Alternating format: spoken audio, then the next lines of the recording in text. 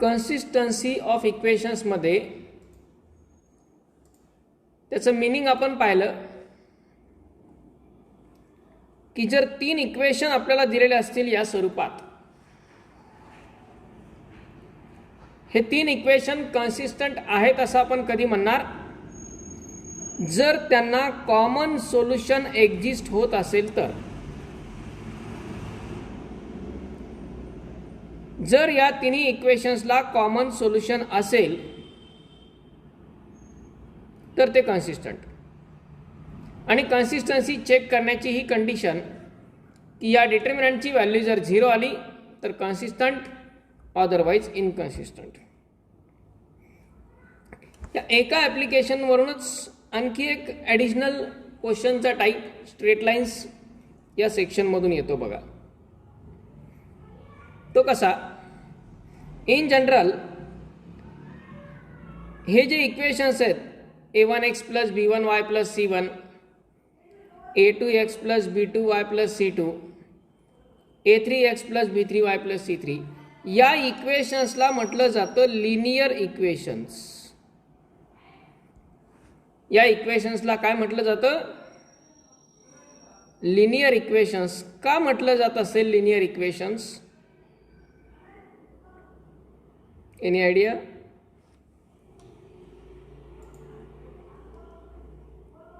या इक्वेशन्सला linear equations का म्हटलं जातं?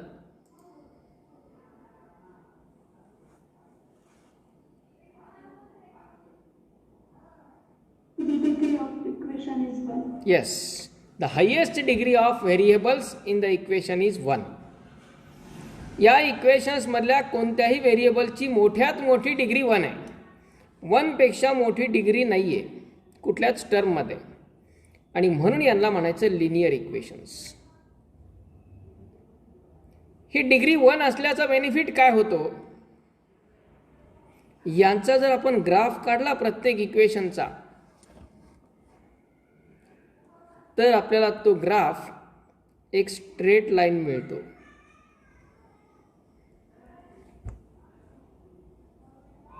आपल्याला या प्रत्येक इक्वेशनचा जर आपण ग्राफ काढला तर एक एक स्ट्रेट लाईन मिळणार. तुम्ही solution of linear equations by graphical method हे स्टडी केलं आहे 10th मध्ये. Yes or no? तुम्हाला जर 2 इक्वेशन दिलेले असतील आणि ते ग्राफिकली सॉल्व करायचे असतील, ते इक्वेशन असेच असतात याच फॉर्मॅटमधले, आणि ते ग्राफिकली सॉल्व करायचे असतील तर कसे सॉल्व करतो?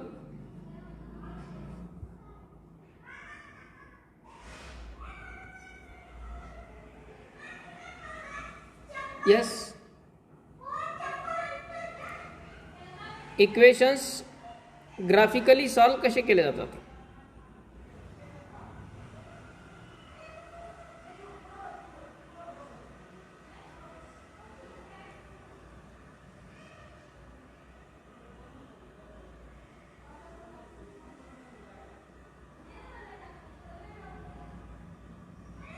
विसरला?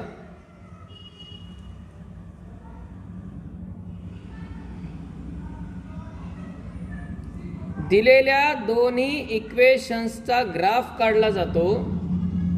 तो ग्राफ स्ट्रेट लाईन येतो आणि त्या दोन्ही स्ट्रेट लाईन ज्या पॉइंटमध्ये इंटरसेक्ट होतात त्या पॉइंटचे कोऑर्डिनेट म्हणजे त्यांचं कॉमन सोल्युशन असतं. दिलेल्या दोन्ही इक्वेशनवरून 2 लाईन्सचे ग्राफ मिळतात आणि त्या 2 लाईन्स ज्या पॉइंटमध्ये इंटरसेक्ट होतात तो इंटरसेक्शन पॉइंट म्हणजे त्या 2 इक्वेशन्सचं सोल्युशन असतो. होतं का असं काही? हो सर. ग्राफिकल सोल्युशन लिनियर इक्वेशन्सचा होता. 2 लाईन्स ज्या पॉइंटमध्ये इंटरसेक्ट होतात तो पॉइंट म्हणजेच त्या 2 इक्वेशनचं सोल्युशन.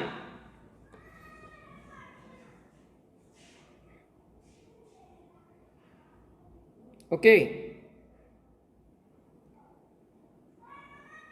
म्हणजे ग्राफिकल मेथडनी इक्वेशन कसे सॉल्व करायचे, तर त्यांचे ग्राफ म्हणजे स्ट्रेट लाईन्स येतात कारण लिनियर इक्वेशन्स आहेत, आणि त्या स्ट्रेट लाईन्स ज्या पॉईंटमध्ये इंटरसेक्ट होतात त्या पॉईंटचे कोऑर्डिनेट म्हणजे त्यांचं कॉमन सोल्युशन. आता का कॉमन सोल्युशन? कारण इंटरसेक्शन पॉईंट हा असा एकमेव पॉईंट असतो की जो या पण लाईनवरती आहे आणि या पण लाईनवरती आहे, आणि कॉमन सोल्युशन म्हणजे असं सोल्युशन की ज्याने दोन्ही इक्वेशन सॅटिस्फाय होतात. ही कन्सेप्ट तिथे वापरली जाते. आता इथे काय करणार, समजा 3 लाईन्स आहेत, 3 इक्वेशन्स आहेत, म्हणजे 3 लाईन्स आहेत. 3 इक्वेशन म्हणजे ग्राफ काढला तर 3 लाईन्स होणार.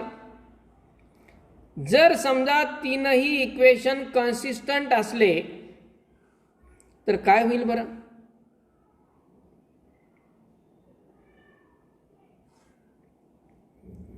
तीन इक्वेशन कन्सिस्टंट असले तर याचा अर्थ तिन्ही इक्वेशनला कॉमन सोल्युशन आहे. तिन्ही इक्वेशन्सला कॉमन सोल्युशन आहे,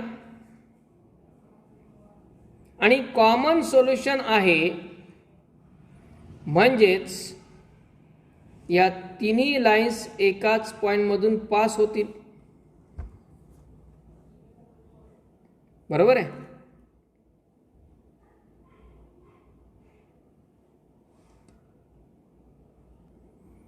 दोन लिनियर इक्वेशन्सचं सोल्युशन फाइंड करायचं असेल तर त्यांचा ग्राफ काढला जातो, आणि त्या 2 लाईन ज्या पॉइंटमध्ये इंटरसेक्ट होतात, इंटरसेक्शन पॉइंट म्हणजे काय असतं, तो असा एकमेव पॉइंट असतो की तो दोन्ही लाईनवरती असतो, आणि दोन्ही लाईनवरती आहे म्हणजे तो दोन्ही लाईनवरचा कॉमन पॉइंट झाला, आणि कॉमन पॉइंट म्हणजेच कॉमन सोल्युशन. ही कन्सेप्ट त्यामध्ये वापरली जाते. कॉमन पॉइंट, इंटरसेक्शन पॉइंट म्हणजेच कॉमन सोल्युशन. आता ज्यांना आठवत असेल ती मेथड की लाईन्सचे इक्वेशन दिले जातात, त्यावरून ग्राफ काढला जातो, आणि त्या लाईन्स ज्या पॉइंटला इंटरसेक्ट होतात तो इंटरसेक्शन पॉइंट म्हणजे त्या 2 इक्वेशनचं सोल्युशन असतं. आता इथं 2 ऐवजी 3 लाईन्स आहेत. मग 3 लाईन्स जर 3 इक्वेशन जर कन्सिस्टंट असले तर याचा अर्थ काय? 3 इक्वेशन कन्सिस्टंट आहेत म्हणजेच त्या तिन्ही इक्वेशनच्या लाईन्स एकाच पॉइंट मधून पास होतात. तिन्ही लाईन्स एकाच पॉइंट मधून पास होतात म्हणजे एकाच पॉइंटला इंटरसेक्ट होतात, आणि ज्यावेळी तिन्ही लाईन्स एकाच पॉइंटमध्ये इंटरसेक्ट होतात त्या लाईन्सला म्हटलं जातं concurrent lines. Concurrent lines. Concurrent म्हणजे एकाच पॉइंटमध्ये छेदणाऱ्या. आता बऱ्याच जणांचा पुन्हा प्रॉब्लेम काय असतो, अर्धवट स्टडी आणि अर्धवट डोकं जे देतात. कॉन्करंट, कॉन्ग्रुएंट, कन्सिस्टंट पैकी कन्सिस्टंटचा उच्चार थोडासा वेगळा आहे, पण कॉन्करंट आणि कॉन्ग्रुएंट मध्ये गोंधळ असतो. परत सारखेच वाटतात. स्पेलिंग वरती कोण लक्ष देत आहे आणि उच्चारावरती पण पूर्ण लक्ष कोण देत आहे? कॉन्करंट म्हणजे एका पॉइंटमध्ये इंटरसेक्ट करणारे, आणि कॉन्ग्रुएंट म्हणजे इक्वल लेंथ असणारे. कॉन्ग्रुएंट म्हणजे इक्वल, आणि कॉन्करंट म्हणजे एका पॉईंटमध्ये इंटरसेक्ट होणार आहे. याच्यामध्ये कन्फ्युजन होऊ देऊ नका. हे तुम्हाला तुमचं कन्फ्युजन होण्याच्या पूर्वी मी सांगतोय. कॉन्ग्रुएंटचा अर्थ काय? एकरूप त्याला म्हणतात.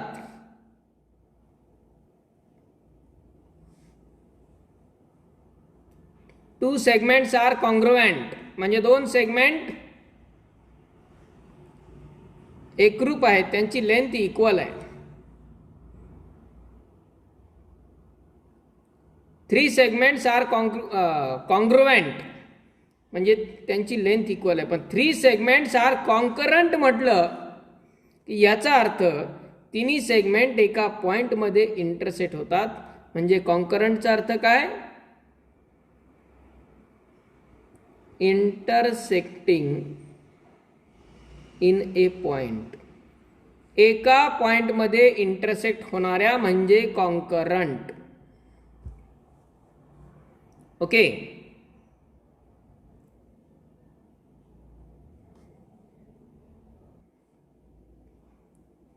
या तीन इक्वेशन म्हणजे तीन लाईन्स रिप्रेझेंट करणार. जर हे तीन इक्वेशन कन्सिस्टंट आहेत, इक्वेशन जर कन्सिस्टंट असले तर याचा अर्थ लाईन्स कशा? कॉन्करंट. बरोबर आहे. कारण इक्वेशन कन्सिस्टंट म्हणजे त्यांना कॉमन सोल्युशन आहे.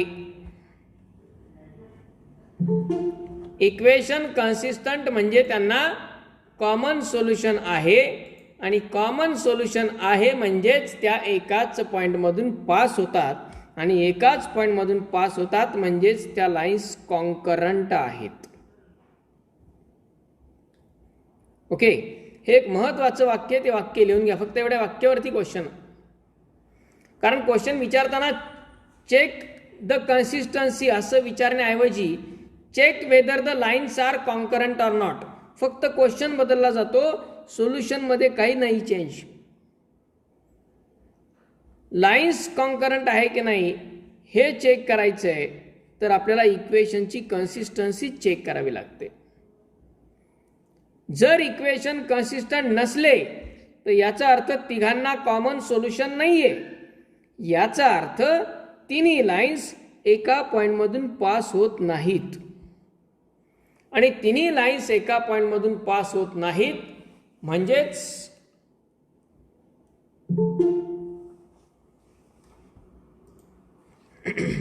दोन दोन लाईन इंटरसेक्ट होतात. म्हणजे ही एक पहिली लाईन, ही दुसरी लाईन, आणि तिसरी लाईन या पॉईंटमधून पास होत नाही तर ती अशा प्रकारे जाते. म्हणजे ट्रायंगल तयार होत असेल किंवा आणखी काही. पण जर इक्वेशन इनकन्सिस्टंट असले तर लाईन्स कॉन्करंट नसतात. त्यामुळे हा एक पॉइंट लिहून घ्या व्यवस्थितपणे. Write down.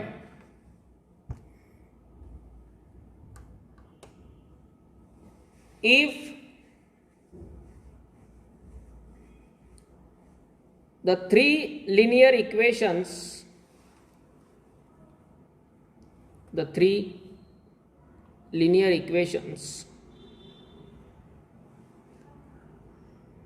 are consistent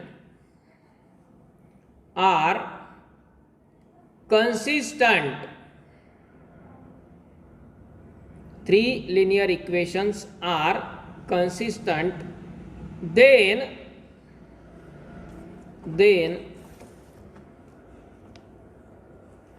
the lines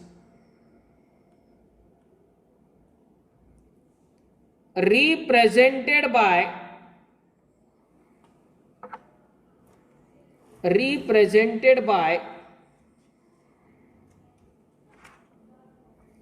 these equations are concurrent. कॉन्करंटचं स्पेलिंग लिहा हे.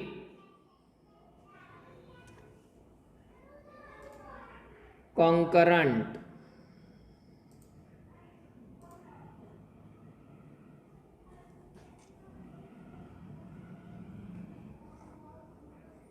CONCURRENT, concurrent. ओके, हे नाही. म्हणजे इक्वेशन जर कन्सिस्टंट असले तर लाईन्स कशा असतात? कॉन्करंट असतात. ओके, याच्यावरती क्वेश्चन स्ट्रेट लाईन्स मधून येतात. पण क्वेश्चन जरी स्ट्रेट लाईनचा दिसत असला तरी त्याला सोडवायचं डिटर्मिनंट नाही आहे. आपल्याला असे 3 इक्वेशन दिले जातात आणि क्वेश्चन असा असतो, check whether the following lines are concurrent or not. दिलेल्या लाईन्स कॉन्करंट आहेत की नाही ते सांगा. कॉन्करंट आहेत की नाही हे कसं सांगणार? त्यांची कन्सिस्टन्सी चेक करावी लागते आणि कन्सिस्टन्सी चेक केली, इक्वेशन जर कन्सिस्टंट आले म्हणजेच डिटर्मिनंटची किंमत 0 आली तर कॉन्करंट, 0 नाही आली तर नॉन कॉन्करंट. ओके, गॉट दिस? पॉइंट लक्षात आलाय?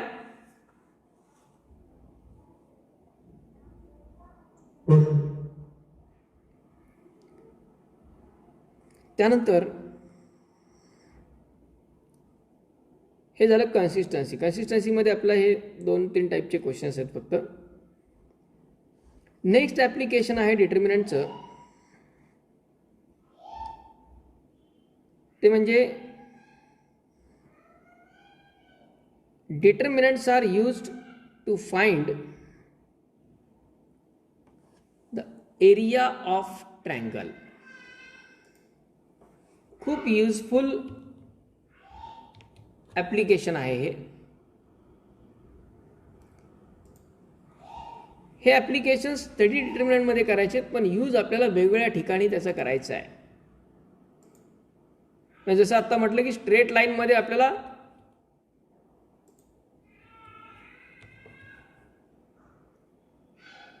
लाईन्स कॉन्करंट आहेत की नाही हे चेक करण्यासाठी डिटर्मिनंटचा वापर करायचा आहे. हे सगळे जे ॲप्लिकेशन्स आहेत डिटर्मिनंटचे, हे सर्व कोऑर्डिनेट जॉमेट्रीमध्ये पण आहेत. म्हणजे थोडक्यात 2 चॅप्टरचा एकत्र कॉमन असलेला भाग आहे हा. To find the area of triangle.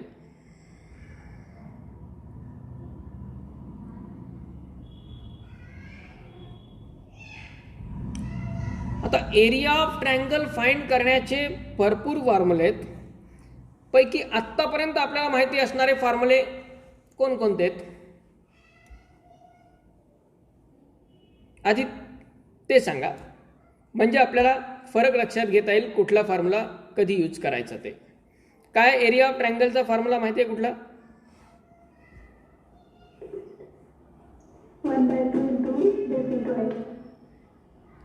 1/2 into base into height. Okay, आणखी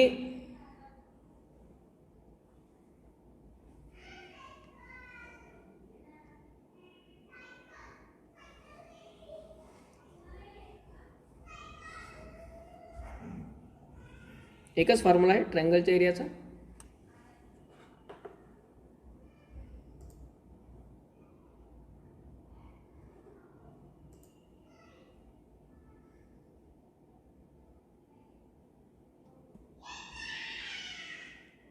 एरिया ऑफ ट्रायंगल फाइंड करण्याचा एकच फॉर्म्युला आहे.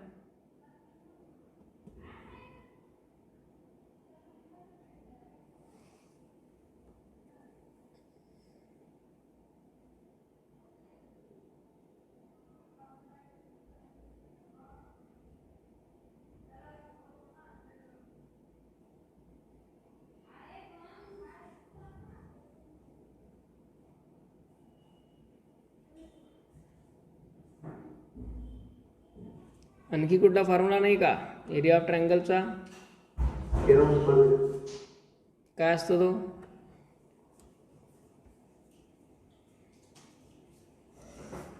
Yes, Heron's formula correct. पण फॉर्म्युला काय?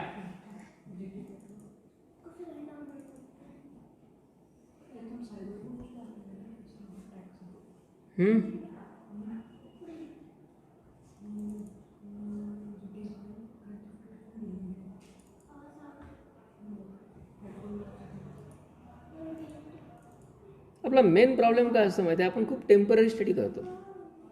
टेम्पररी या वर्षीचं काय काय कंटेंट आहे, हा मग याचा काय सिलेबस आहे, तेवढाच अभ्यास करायचा, त्या वर्षीची एक्झाम तेवढेच सॉल्व करायचे, पुढे चालायचं. मागचा पुढचा त्याशी काही कंपॅरिझन नाही. म्हणजे आपल्या स्वतःमधले कन्सेप्टमध्ये काही डेव्हलपमेंट व्हावी या दृष्टीनं आपण स्टडी करत नाही कधी, आणि म्हणून कॉम्पिटेटिव्ह एक्झाममध्ये फेल्युअर आहे.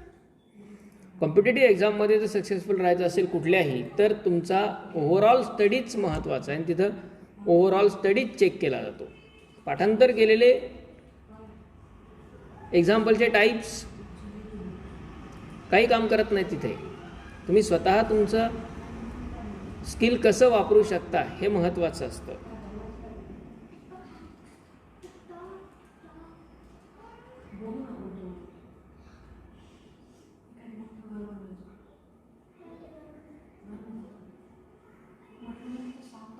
कारण झालं 9वी 10वी 8वी प्रत्येक वर्षी ते वापरला फॉर्म्युला, झाला, भरपूर प्रॉब्लेम सॉल्व्ह केले, प्रचंड मार्क मिळाले, 98, 99%, 97%, खुश. पुढं काय? परीक्षा संपली की ते गेलेलं असतं निघून, उपयोग नाही आहे त्याचा. कागदावरती असणाऱ्या त्या मार्क्सचा काही यूज नाही आहे. आपल्या डोक्यामध्ये किती आहे, त्यातलं किती पर्सेंट आहे, 10% पण नाही राहत, मग काय यूज आहे?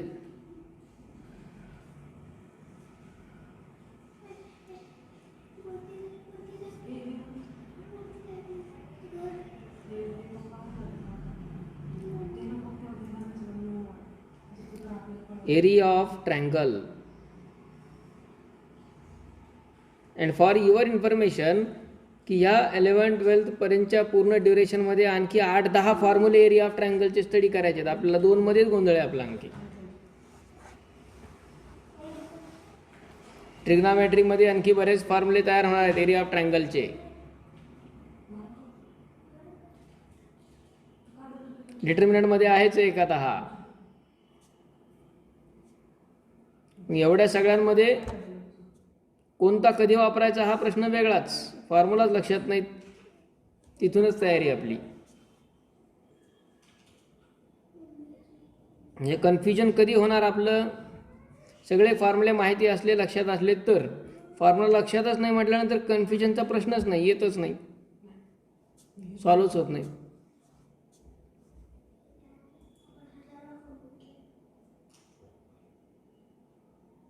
येस, काय एरिया ऑफ ट्रायंगलचा formula?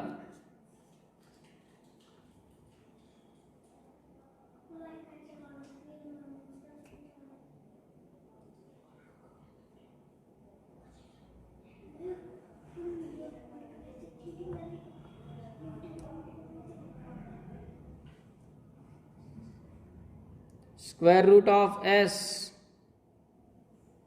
S minus A, S minus B, S minus C. पाहिलाय का असा फॉर्म्युला कोणी? यूज केलाय का? येस. एक्झाम्पल सोडवले त्याच्यावरचे कधी?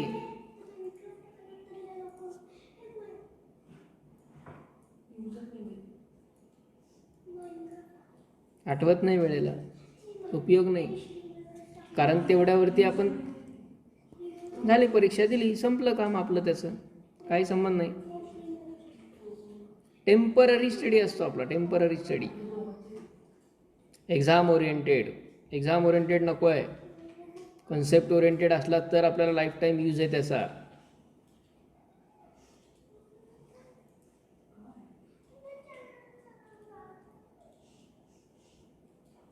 मग आता हे दोन फॉर्म्युले आपल्याला माहिती आहेत, म्हणजे आता माहिती झालेत. कुठला फॉर्म्युला कधी वापरता येऊ शकतो हे कन्फ्युजन त्यांना होऊ शकतं ज्यांना हे दोन्ही माहिती आहेत.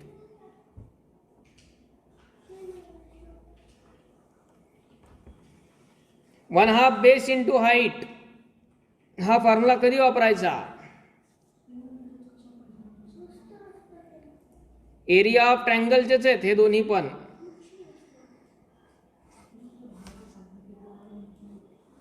साधे सोपे क्वेश्चन असतात, आपण कधी विचार करत नाही त्यावरती.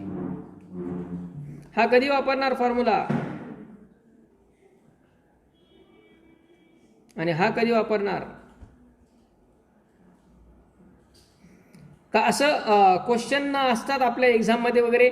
Find the area of triangle by using the formula one half base into height. Find the area of triangle by using the formula Heron's formula किंवा by using this square root of S S minus हे असं विचारलं जातं.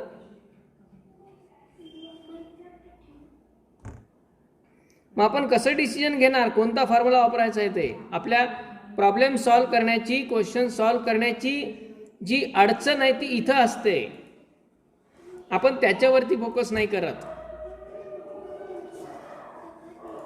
काय basic comparison आहे दोन्ही मध्ये? हा कधी वापरायचा, हा कधी वापरायचा?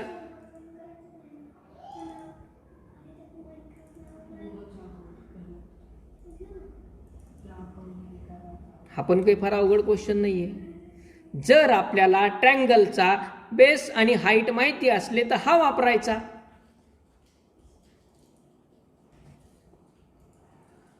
जर तुम्हाला ट्रायंगलचा बेस दिलाय आणि ट्रायंगलची हाईट पण दिली आहे, मग हा फॉर्म्युला वापरणार का त्यासाठी एरिया फाइंड करायला?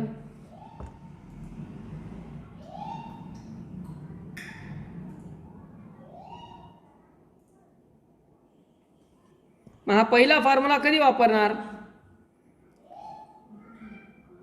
जर ट्रायंगलचा बेस माहिती असेल आणि ट्रायंगलची हाईट पण माहिती असेल तर आपण हा फॉर्म्युला वापरू शकतो. क्लिअर?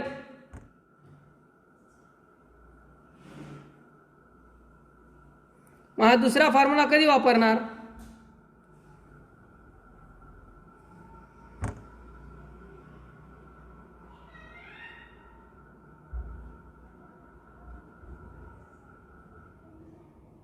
तो फॉर्म्युलाच आठवत नव्हता,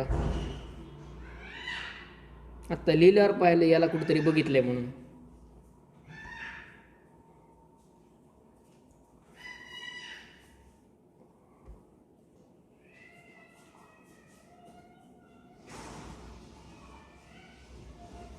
हा फॉर्म्युला कधी वापरणार?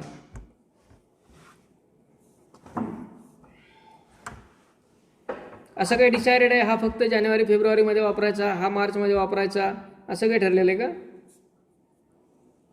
का? हा फक्त 10वीत वापरायचा, हा 11वीत वापरायचा, हा 12वीत वापरायचा, असं काही आहे का?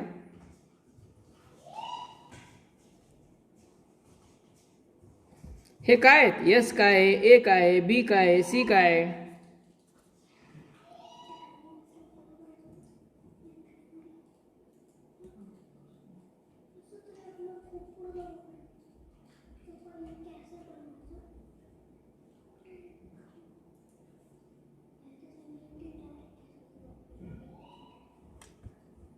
नाही आठवत आहेत?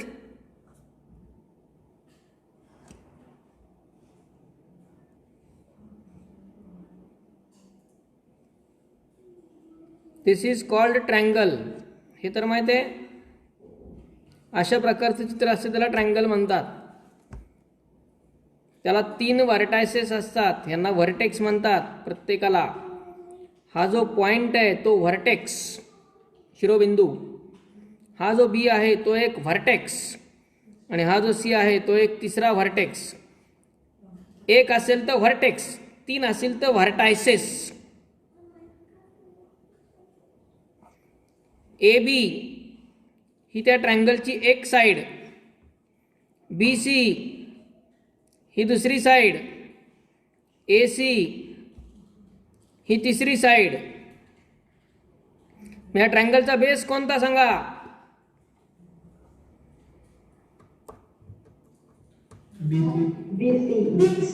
BC. आणि हाईट?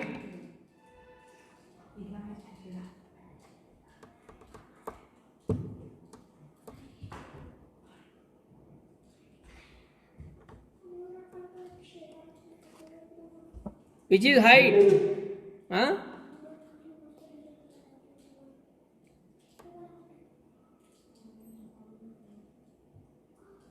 हाईट कुठे आहे?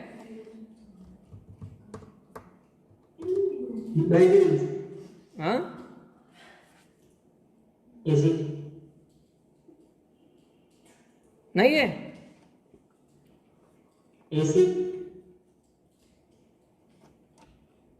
AC कशामुळं?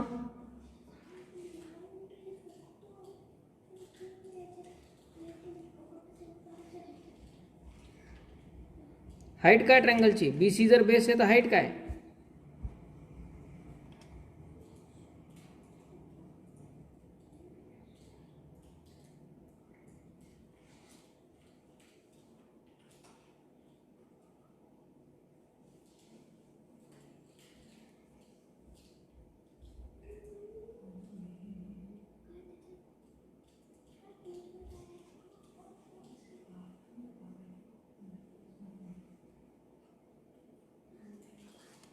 Height is always perpendicular to base.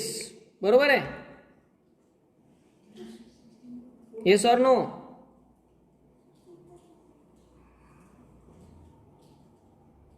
Yes. Height is always perpendicular to base. याच्यामध्ये जर आपल्याला Yes. परपेंडिक्युलर हा दिलेला असेल तर बेस AC पण होऊ शकतो आणि हाईट समजायला आपण D नाव दिलं, ही पण होऊ शकते. हाईट आपण नॉर्मली काय करतो, ट्रायंगल दिसला जी खाली लाईन दिसते ती बेस, असं नसतं.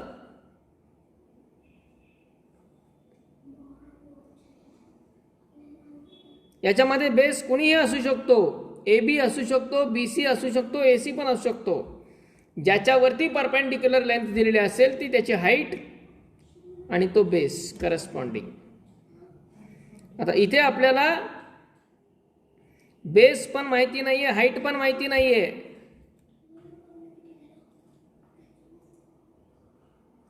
जर बेस आणि हाईट दोन्ही दिलेले असले तर हा रिझल्ट वापरू शकतो आपण. पण त्याऐवजी जर आपल्याला ट्रायंगलच्या तीनही साइडच्या लेंथ दिलेल्या असल्या, ABC,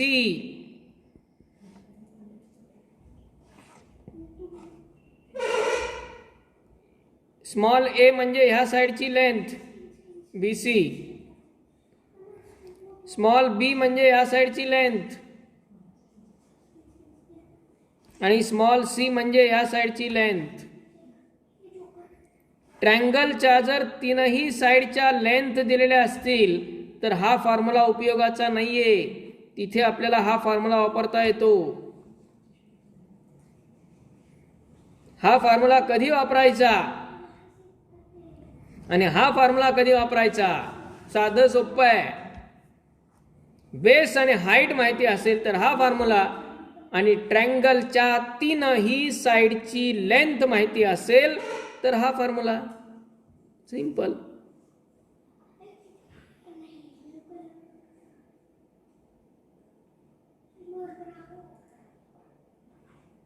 मग हा S काय?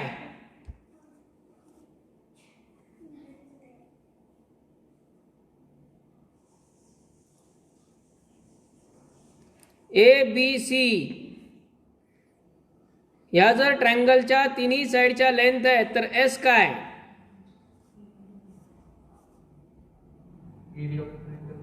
एरिया. अरे एरिया तर फाइंड करायचं आहे आपल्याला. आणि एरिया फाइंड करण्याचा तर हा फॉर्म्युला आहे. हे सगळं कॅल्क्युलेशन केल्यावर एरिया मिळणार आहे. एरियाचा तर फॉर्म्युला आहे हा एरिया ऑफ ट्रायंगलचा. मग एरिया ऑफ ट्रायंगलचा फॉर्म्युला फक्त एस नाही ना.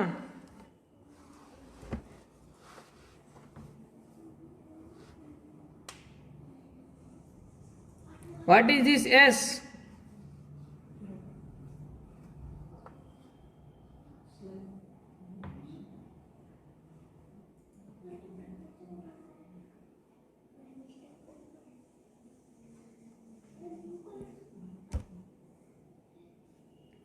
This S is called semi-perimeter. Semi-perimeter. आता हे पेरीमीटर काय असतं?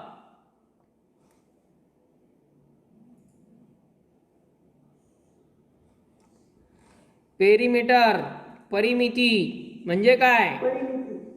म्हणजे काय?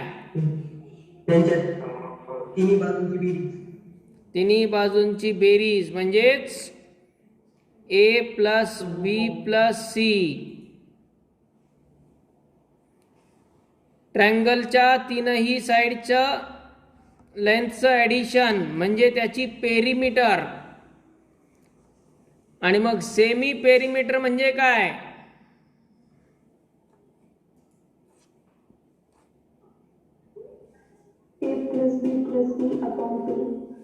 That is S. S म्हणजे semi perimeter A plus B plus C upon 2. आणि ए बी सी म्हणजे ट्रायंगलच्या तीन साइड.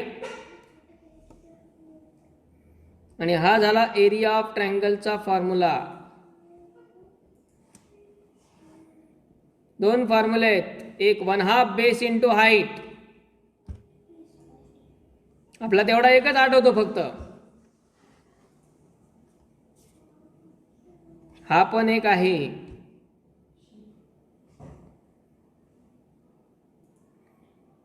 हे झालं इयत्ता 8वी. आता 11वी.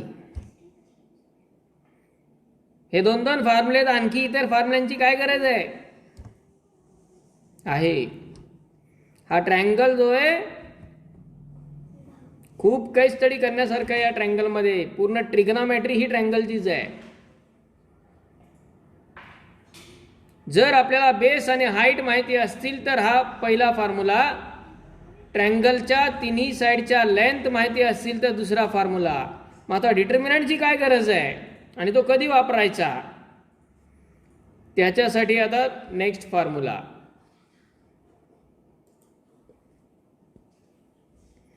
Area of triangle.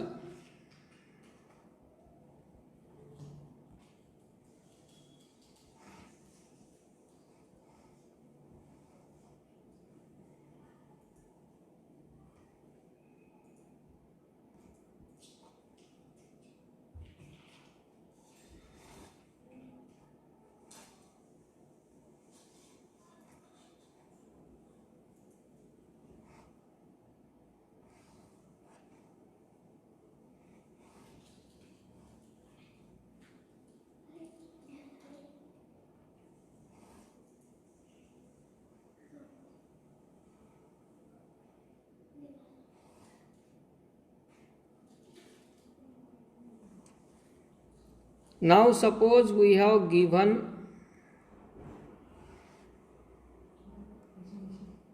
a triangle that is suppose ABC. या ट्रायंगल मधील आपल्याला बेस आणि हाईट माहिती नाहीये. या ट्रायंगलच्या तीनही साइडचे लेंथ पण माहिती नाहीयेत. पण या ट्रायंगलचे जे तीन व्हर्टायसेस आहेत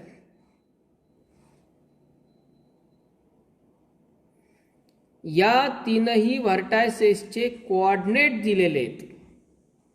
म्हणजे व्हर्टेक्स ए त्याचे कोऑर्डिनेट आहेत सपोज x1 y1, व्हर्टेक्स बी त्याचे कोऑर्डिनेट आहेत सपोज x2 y2 आणि व्हर्टेक्स सी त्याचे कोऑर्डिनेट आहेत suppose x3 y3. x1 y1, x2 y2, x3 y3 हे जर ए बी सी या तीन व्हर्टायसेसचे कोऑर्डिनेट दिलेले आहेत. कोऑर्डिनेट तर माहिती आहेत आपल्याला, x coordinate, Y coordinate.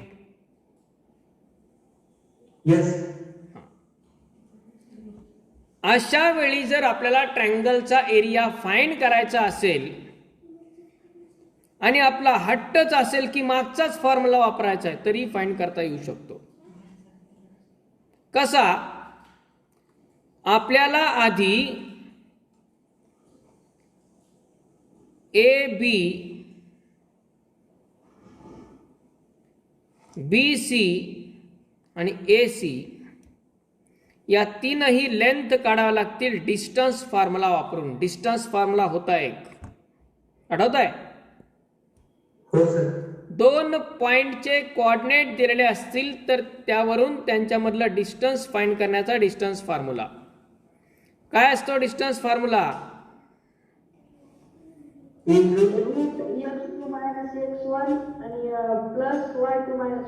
Bracket square root x2 minus x1 bracket square plus y2 minus y1 bracket square. हा आहे डिस्टन्स फॉर्म्युला. हा फॉर्म्युला वापरून आपल्याला या दोन्ही मधलं डिस्टन्स, या दोन्ही मधलं डिस्टन्स आणि या दोन्ही मधलं डिस्टन्स असे 3 वेळा हा फॉर्म्युला वापरावा लागेल.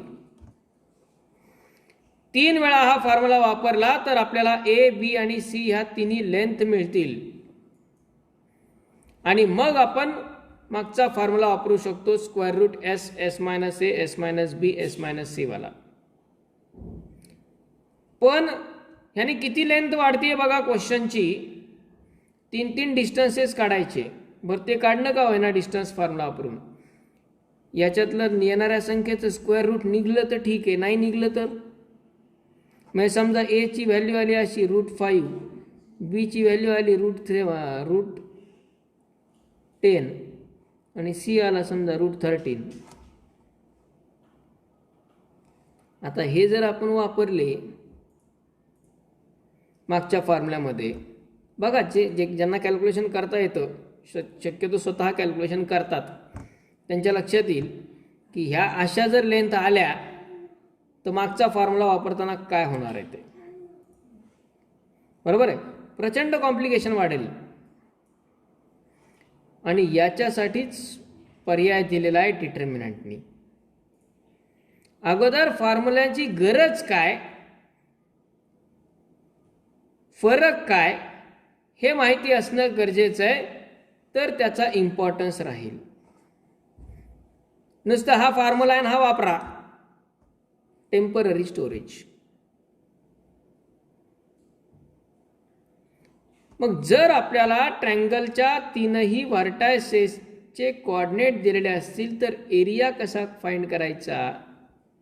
Area of triangle A B C is equal to, एकदम सोपा फॉर्म्युला त्यामध्ये आहे, 1/2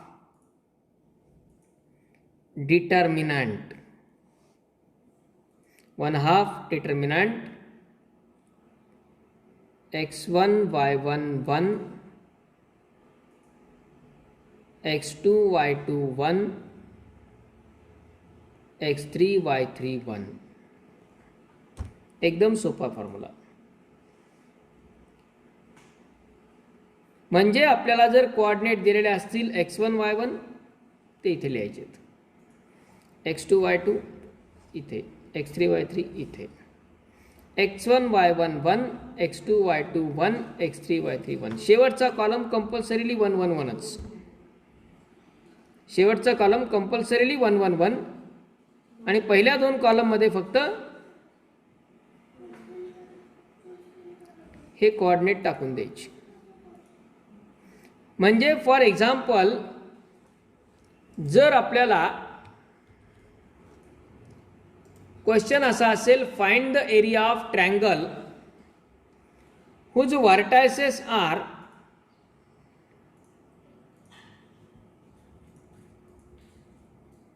ए दिलेला आहे सपोज 5,8, बी दिलेला आहे 5,0 आणि सी दिलेला आहे 1,0. या ट्रँगलचा एरिया फाइंड करायचा आहे. काय करणार आपण? Area of triangle ABC equal to 1/2 x1 y1 1 x2 y2 1 x3 y3 1. यातल्या कोणत्याही एका पॉइंटला x1 y1, कोणत्याही एकाला x2 y2 आणि एकाला x3 y3 गृहीत धरू शकतो आपण. पण शक्यतो आपण क्रमाने लिहिलेत, क्रमानेच घेतलं, काही प्रॉब्लेम नाही. म्हणजे यात हे झाले समजा x1 y1,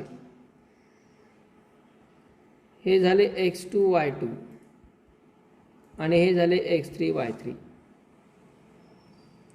आता इथे जर व्हॅल्यू टाकल्या, सांगा x1 y1 काय? 581, x2 y2 501 आणि x3 y3 101. बस हा डिटर्मिनंट सॉल्व करायचा, एरिया ऑफ ट्रायंगल मिळून जातो. पण यात प्रॉब्लेम असा आहे की डिटर्मिनंटची व्हॅल्यू पॉझिटिव्ह पण येऊ शकते, निगेटिव्ह पण येऊ शकते. आपण पाहिलेलं आहे बऱ्याच वेळा डिटर्मिनंटची किंमत निगेटिव्ह पण येते. पण एरिया कुठल्याही जॉमेट्रिकल फिगरचा एरिया कधी निगेटिव्ह असू शकतो का? नाही. एरिया असेल, लेंथ असेल, वेट असेल, ह्या गोष्टी निगेटिव्ह येतात का कधी? नाही. व्हॉल्यूम असेल, एक वेळ 0 येईल पण निगेटिव्ह येणार नाही, मायनसमध्ये येणार नाही. बरोबर आहे. म्हणजे एखाद्या ऑब्जेक्टची लेंथ -10 सेंटीमीटर आहे असं होईल का कधी? नाही. -10 सेंटीमीटरची एक दोरी आणली, होईल का? नाही. आणि त्यामुळं एरिया हा कधीच निगेटिव्ह नसतो. पण डिटर्मिनंटची किंमत तर निगेटिव्ह येऊ शकते. जर निगेटिव्ह आलीच व्हॅल्यू तर त्याची मॅग्निट्यूड घ्यायची, मॉड्युलस घ्यायचा आणि शेवटी पॉझिटिव्ह आन्सर लिहायचं. ओके. म्हणजे आता हा जर आपण सॉल्व केला, 1/2 ब्रॅकेट टाका कारण तो 1/2 पूर्ण डिटर्मिनंटला मल्टिप्लाय. हा डिटर्मिनंट आपला आता सॉल्व करायचा आहे. काय होईल सॉल्व करताना? First element 5, row column skip,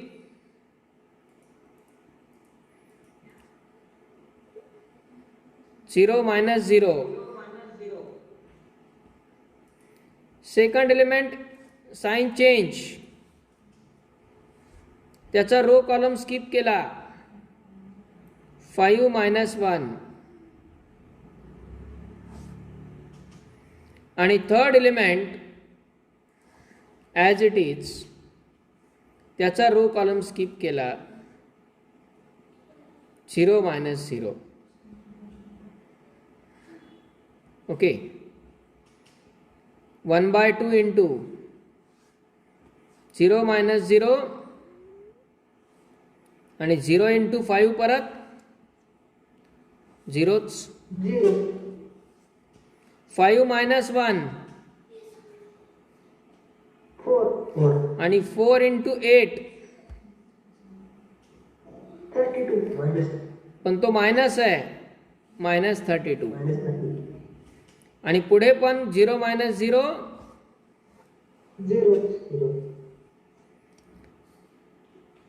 म्हणजे 1/2 फक्त ह्या -32 ला मल्टिप्लाय होणार.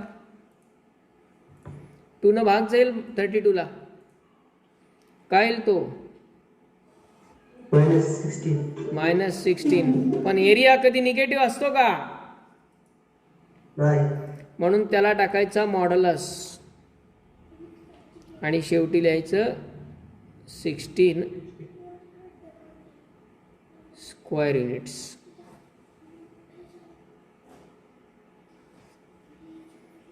एरिया फाइंड करण्याचा सगळ्यात इझी पण मोस्ट ऑफ द टाइम्स वेळेवरती न आठवणारा हा रिझल्ट आहे. इतका सोपा असूनही डिटर्मिनंट चॅप्टर जोपर्यंत चालू तोपर्यंत राहतं. बाकीच्या एखाद्या सेक्शनमध्ये कुठे कधीतरी एक गरज पडली तो नाही आठवत वेळेला, थिंकिंग नसल्यामुळं. खूप सोपा रिझल्ट आहे एरिया फाइंड करण्याचा, पण तो कधी वापरायचा ते महत्वाचं आहे. जर आपल्याला ट्रायंगलच्या तीनही व्हर्टायसेसचे कोऑर्डिनेट दिलेले असले तर आपण एरिया ऑफ ट्रायंगलसाठी हा रिझल्ट वापरू शकतो. Okay, write down then. एका वाक्यात लिहून घ्या. If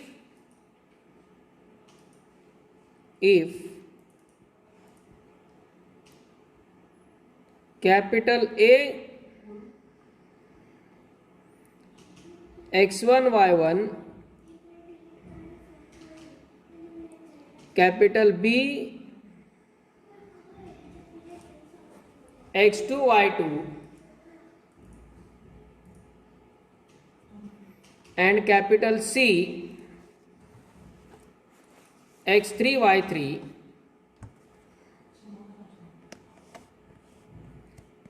are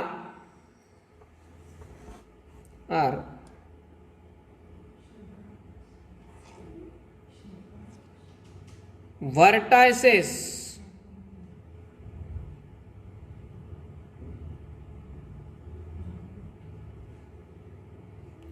of triangle ABC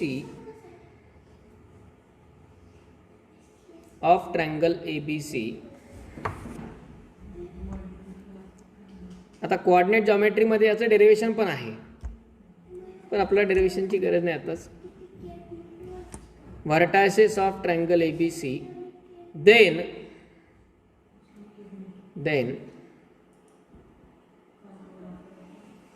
इल्या area of triangle ABC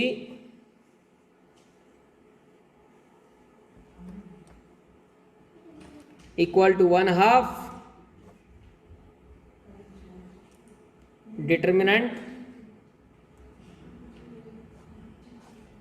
x1 y1 1 x2 y2 1 x3 y3 1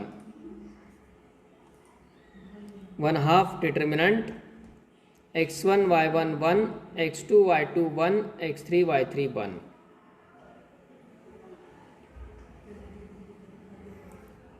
triangle काढा म्हणजे व्हर्टायसेस कोणाला म्हणायचं आणि कोऑर्डिनेट म्हणजे काय ते त्यात दाखवता येईल तुम्हाला.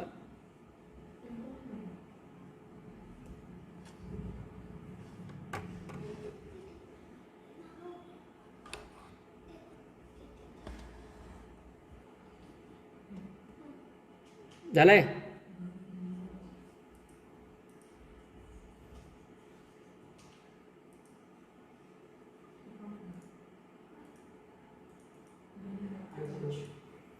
मैं क्वेश्चन घ्या. Find the area of triangle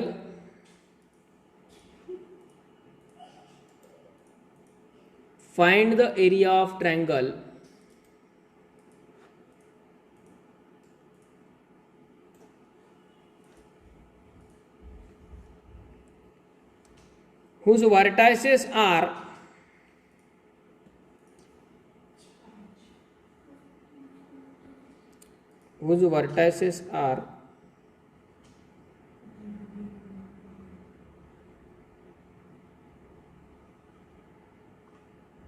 number 1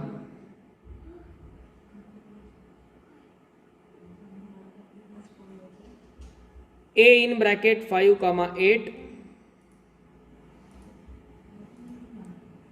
B in bracket 5,0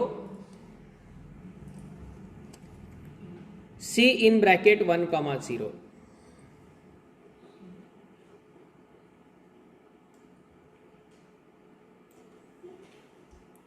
आता याचं सोल्युशन लिहित असताना काय करायचं, फक्त आन्सर लिहित असताना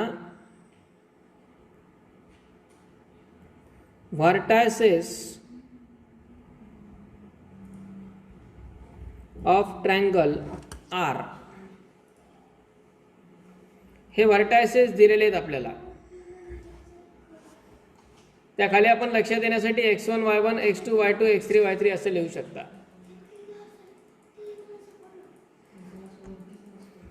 किंवा त्याला असंही लिहिता येईल a इन ब्रॅकेट 5,8 आणि त्याला x1 y1 असं एक लिहू शकता तुम्ही. b in bracket 5,0 x2 y2, म्हणजे याला x1 y1 गृहीत धरलं, b ला x2 y2 गृहीत धरलं आणि c x3 y3 आणि मग पुढे हे सोल्युशन.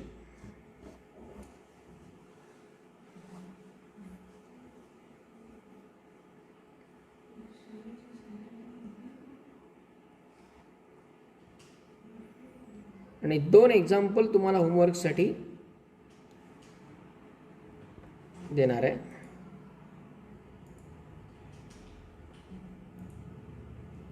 फर्स्ट आहे P Q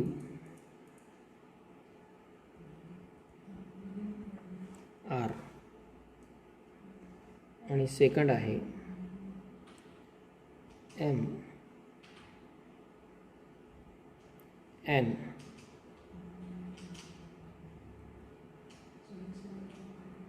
T. हे 2 सॉल्व पण करायचे.